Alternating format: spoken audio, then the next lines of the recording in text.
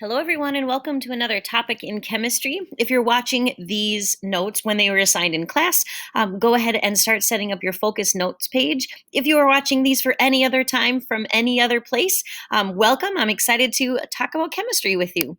The focus of this video lecture is titration. So our essential question is, what is the chemistry of a titration? What does it mean? What's going on? And then how do I use titration data to calculate the unknown molarity of a solution? So go ahead and set up your focus notes. The purpose of the essential question is so you know what you should be able to answer by the time we're done with these notes, or what you need to ask about if you can't answer these questions. Pause the video if you need more time. Otherwise, let's get into it. So the first thing that I want to talk about is kind of the chemistry piece of it. So when you do a titration, you are taking advantage of something called a neutralization reaction. And this is a reaction between an acid and a base. And using the definition of acid as in something that produces H pluses in solution, and a base as something that produces OH minuses in solution. So that's what we're focusing on. It is a double replacement reaction. So if you think about the classifications of reactions like synthesis, decomposition, remember one of them was double replacement. So as a reminder, you start with an ionic compound that has a positive and a negative, and another reactant ionic compound that has a positive and a negative. So notice in this picture, the positives are switching spots, replacing each other. So then you get a new positive and negative and another new positive and negative. So replacement, because if two things are replacing, they have to be similar. So a positive for a different positive to make two new ionic compounds. So that's the idea behind any double replacement reaction. The products, it turns out, so double replacement is in general anytime you have ions that switch partners, but specifically for a neutralization reaction, your products are always going to be water and some type of salt. And by salt, I mean the generic definition of an ionic compound. Salt meaning there's a positive and negative that have connected to make a new compound. And then the water, remember, when water forms, it doesn't form as two separate random H's and an O, it's an H and an OH, because remember, H's will come off of the acid and OH will come off of the base. So let me show you an example. So imagine that you start with HCl plus CaOH2. Which one of these is the acid? Can you place it? Think. Yeah, because this is an H ion positive that can break off of this negative Cl. This is going to be our acid. Starts with an H, hydrochloric acid. Maybe you even remember its name. So this is our acid, and then this OH is our clue that this is a base. So because this is an acid and a base, I know automatically that one of my products is HOH. And then that means if I take off this H and this OH, I have a Ca left over, which has a positive 2 charge, and a Cl, which has a negative 1 charge. So these two pieces will be attracted to each other. So then I would need the 2 Cl's to balance the Ca, and it looks something like this. So again, the H broke off of the Cl, the OH broke off of the Ca. So that made your water, HOH. And then the Ca and the Cl were left over, but to bond and make a stable salt compound, you needed 2 Cl's to balance the Ca. All right, but then this isn't done because remember, I started with 2 OHs on this side and I have 2 Cl. Okay, so this isn't balanced, right? So here's a hint with neutralization reactions. Always start by balancing by looking at your salt. So I see that I have 2 Cl's here and only 1 Cl here. Remember, I can't change this formula, so I put a 2 in the front, but then now I have 2 single H's. So I have this single H here, so I put a 2 in front. Now I have 2 OH's. Oh, but I already had 2 OH's there. So there's an example of a neutralization reaction, an acid and a base that always produces water and salt. And salt, remember, is the negative and the positive piece left over after H and OH break off. And then when you're balancing it, don't forget to balance the charges on your salt compound, and then start with your salt compound to go back and balance the whole equation. All right, process what you just learned there. Do a level 1 question. There's a guide on Schoology if you need some hints of how to write some good high quality level questions. Otherwise, a definition is always a good one to start with. So neutralization reactions, pause the video if you need more time, take a little break, come on back when you're ready. All right, so the chemistry of a titration takes advantage of this thing called a neutralization reaction. And so I want to talk about, okay, so what is a titration? So the definition of it basically is the addition of a known amount of a solution to determine the concentration of another solution.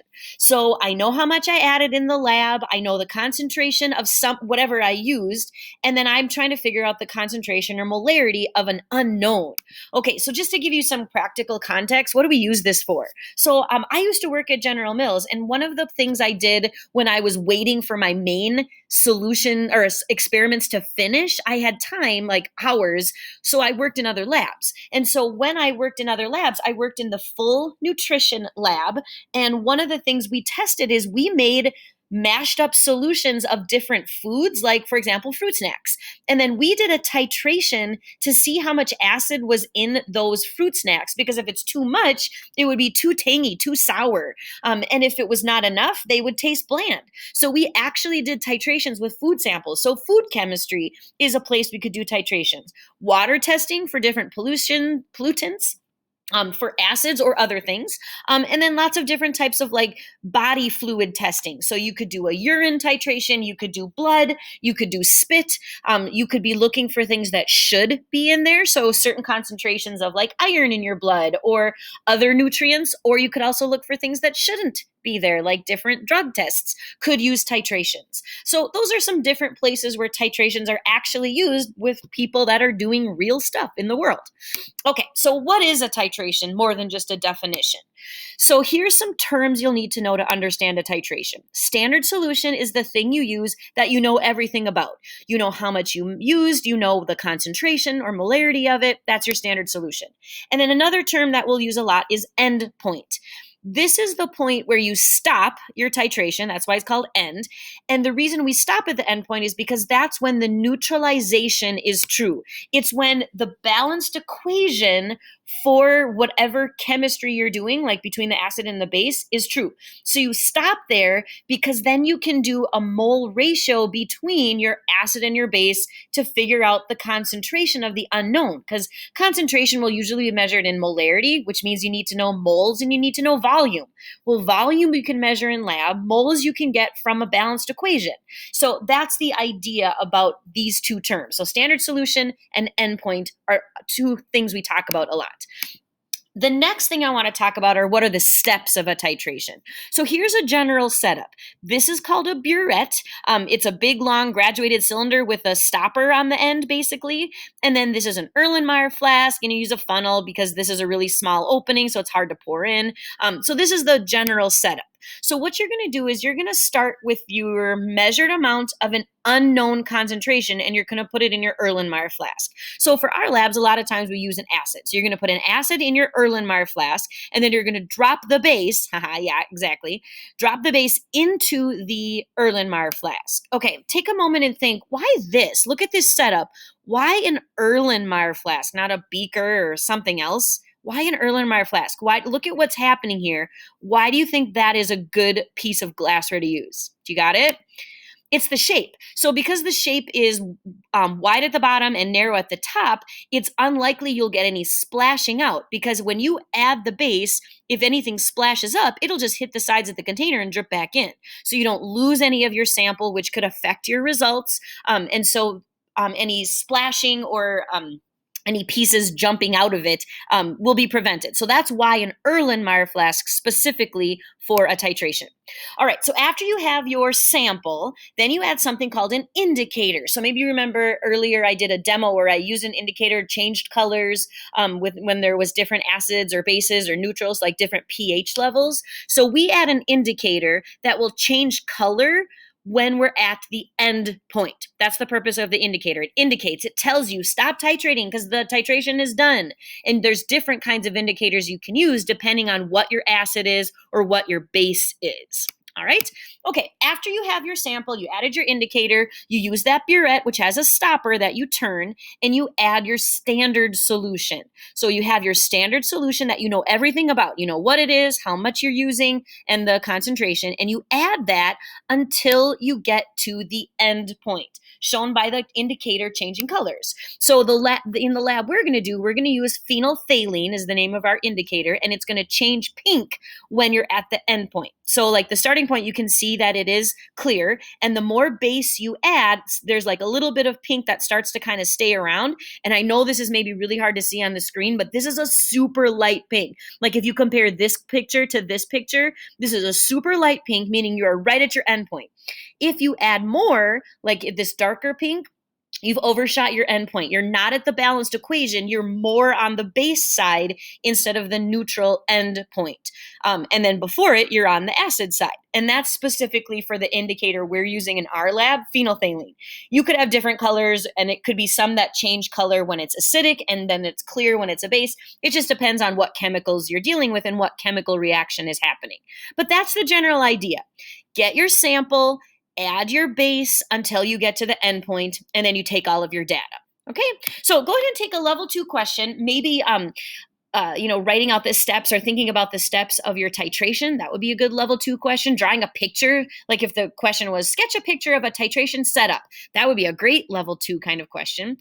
Pause the video, write your level 2 question, take a little break. Come on back when you're ready. Okay, so now what I want to do is imagine that you did that titration. So you had that burette set up, you have your data table all ready to go. You looked at that burette, which again is that long skinny thing that's like a graduated cylinder with a stopper on the end. And you read the initial volume on that burette is 2.15 milliliters for your acid. That's where it starts. And then 3.75 milliliters for your base. You add your sample of acid, this is going to be our unknown, and you stop adding when the volume says 37.16. And usually we add around 20 milliliters in the lab. This one is, around 35 milliliters. It just depends on what sample you're using. Okay, so then in the titration, you know how much acid you used. Now we're going to add the base until we get to the endpoint. So imagine you put a bunch in, you looked for that pink color, you started going slower and slower, and then you added just a couple drops, and then it stayed that perfect pink, super, super light pink color.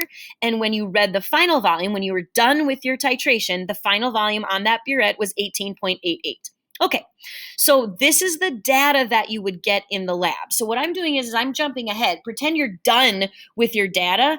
And so you're done with the titration. What do you do with it? So that's our last part of our notes. So the first thing you do is you subtract to figure out how much acid and base did you use in this? Because you didn't use this much. You didn't use this much. This was the starting number. This was the ending number. So subtract them. So for the base, 18.88 minus 3.75, keep your 2 decimal places. 15.13 milliliters of base was used to titrate 37.16 milliliters minus 2.15. Your sample was 35.01 milliliters of acid. So your acid was inside the Erlenmeyer flask. The base you added until you got to the endpoint, and you needed this much. So you had 35.01 milliliters of solution of H3PO4 was neutralized by 15.13 milliliters of a 2.0 molarity sodium hydroxide solution. What is the concentration of H3PO4? All right, so the base, NaOH, is our standard solution because we know the concentration, we know what it is, we know how much we used. The unknown concentration is our acid. I know this is my acid because it starts with an H. I know this is my base because it has an OH. So after you have your 2 starting numbers of volume of acid and base, you do your balanced equation. So that's step 2. Now I've got my acid, H3PO4. I have my base, NaOH. I rip off the H and the OH to make water. Remember, this is the first thing we learned today, a neutralization reaction. H and OH makes water. Na, which is a +1, PO4, which is a -3. So I'll need Na3 to balance my PO4. Okay, so I've got my Na3PO4, there's your salt. I have my HOH, that's water, base, acid. And then we're going to start with our salt, and we're going to make sure our equation is balanced. I have 3 NAs on this side. I had to put that 3 in front. But now I've got 3 OHs, so I put a 3 OH here. Oh, but now I have 3 single H's. Yep, 3 single H's. So balanced equation, neutralization reaction, double replacement, that makes HOH and salt. Now the next thing I'm going to do is I'm going to calculate the moles of base used. How am I going to get that? Oh, look, I have molarity. So molarity is moles per liter. I have this number of milliliters. So look what I'm going to do. Start with your milliliters and divide by 1,000 to get to liters, because then milliliters cancels. Then use molarity to cancel liters and get to moles. So realize that this 2.0 moles over 1 liter is this. 2.0 capital M, because remember that means moles per liter. And this is my base right now because I knew the concentration of my base. Multiply the numbers on top, divide by 1,000, I get something like this. And this dot, dot, dot means don't worry about sig figs yet. So there's my moles of NaOH. Okay, but the whole point of this was to figure out the concentration or the molarity of the acid, which means I need moles of acid over liters of solution. Well, I already know my milliliters of solution for acid, but I don't have my moles. But look, I've got a balanced equation that gives me the ratio between moles of NaOH and moles of acid. Stoichiometry, yay, switch over step. Okay, so start with this number, 0.0302, blah, blah, blah, moles of NaOH, and then there's 3 moles of NaOH for every 1 mole of H3PO4, so that's my switchover step. I put the 3 moles of NaOH on the bottom because moles of NaOH has to go away because I'm trying to get to moles of acid. So moles of NaOH cancels, multiply, divide by 3, and then you get this number. And once again, dot, dot, dot, we're not worried about sig figs yet. Get what you get on your calculator. Now I'm at moles of H3PO4, which is my acid. Okay, so now I'm ready for my last step, concentration. And we're using molarity as our concentration, so I need moles of acid. That's what I just figured out here. And I need liters of acid. Well, remember, I was given milliliters. So if I do this same step right here, 1,000 milliliters is equal to 1 liter. So if I take this number and I divide by 1,000 milliliters, that will convert it into liters. So I'm doing this 35.01 milliliters divided by 1,000 to convert it into liters, and I get this. So here's my 0.0100 dot, dot, dot moles of H3PO4 that came from here.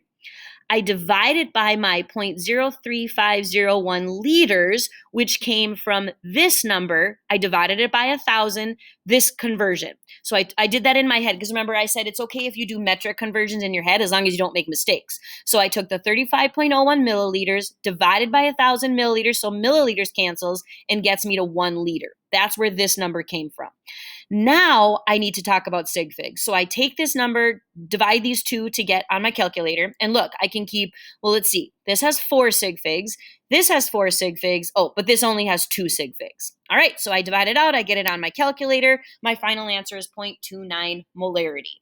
So then if this was a calculation I did from a lab because I was doing some water testing or some drug testing or some food testing, then I would report this 0.29 molarity of H3PO4. I would put that in my report, and then I would make my recommendation. Oh, this is too high. This is an illegal amount. This is dangerous. You know, whatever it was that I got this sample from. That is the idea of a titration. So same steps every time. Get your data from doing the titration lab.